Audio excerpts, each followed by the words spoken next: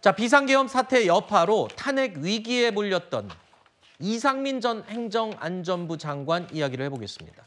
자, 원래는 오늘이 탄핵 표결 날이었죠. 그런데 표결 이틀 전에 사의를 표명하면서 스스로 자리에서 내려왔습니다. 하지만 사퇴를 한다고 해서 책임에서 자유롭기는 어려운 상황이 된 것 같습니다. 자, 이상민 전 장관의 목소리를 먼저 들어보시죠.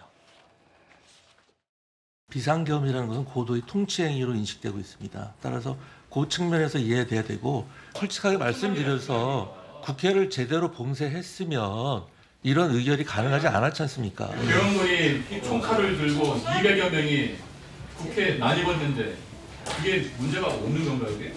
문제가 없다는 게 아니라요. 그게 국회 권한을 막으려고 마음 먹었으면 충분히 할 수 있었겠죠.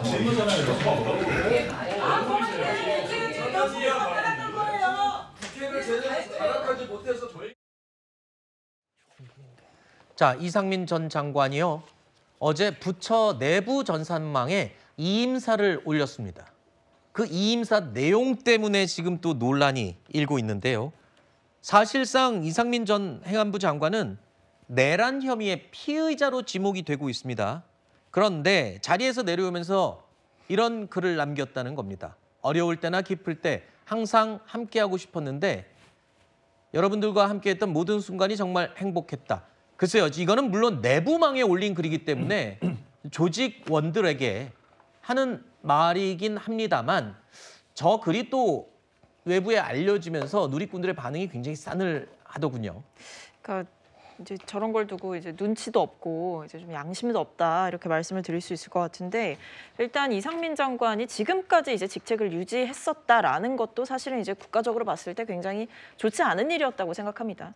2022년 10월 29일에 무슨 일이 있었죠? 이태원 참사가 있었습니다. 뭐 그 외에도 오송 지하차도 참사 이런 일도 있었는데 그때마다 이 행안부 장관의 어떤 정치적인 거취가 도마 위에 올랐어요.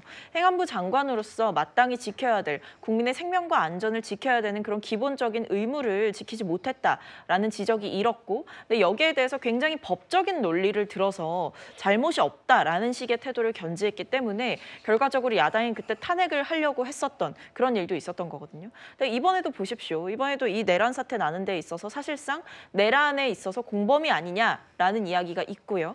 그런 정황들이 남아 있습니다. 비상계엄이 실패하고 나서 대통령과 일부 이제 국무위원 2명, 그다음에 이제 법제처장 이렇게 해서 안가에서 회동을 했었는데 그때도 보면 이상민 장관이 있었고, 그리고 국무위원들 대다수는 국무회의에 가서야 이제 알았다라는 네. 의견이 많았지만 이상민 장관은 기존에 있었던 일정이나 이런 흐름들을 봤을 때 뭔가 미리 알고 있었던 것 아니냐, 미리 준비를 하고 있었던 것 아니냐 이런 얘기가 나옵니다. 그러니까 결과적으로 보면 이분은 지금 모든 순간이 정말 행복했다 이런 이야기를 하실 게 아니고, 그리고 국회에 나와서 최근에도 이 계엄 비상식적인 계엄 사태가 있은 뒤에도 국회의원들이 굉장히 비판을 하니까 계엄이라고 하는 거는 이 대통령이 가지고 있는 어떤 정치적인 통치의 수단이다 이런 취지의 이야기를 하기도 했었거든요. 그런 태도를 봤을 때 일단 이 계엄 사태의 불법성, 반헌법성에 대해서 사실상 제대로 느끼지 못하고 있는 게 아닌가. 그리고 네. 일말의 반성도 없는 게 아닌가. 네. 어떤 사과도 어떤 유감 표명도 없었기 때문에 네. 이런 행안부 장관의 이임사에 대해서 국민들은 정말 분노하셨을 거라고 생각합니다. 알겠습니다. 경찰이 지금 소환을 통보한 국무위원 11명, 그러니까 계엄 사태, 계엄령을 심의하는 자리에 참석했던 11명은 그 사실관계를 확인하기 위해서 소환을 통보한 것이죠. 그러나 이상민 행안부 장관은 좀 결이 다릅니다. 그러니까 지금 주동자로 지목받고 있는 상태이기 때문에 다른 국무위원들, 참고인으로 불려가는 국무위원들과는 좀 다른 상황이죠.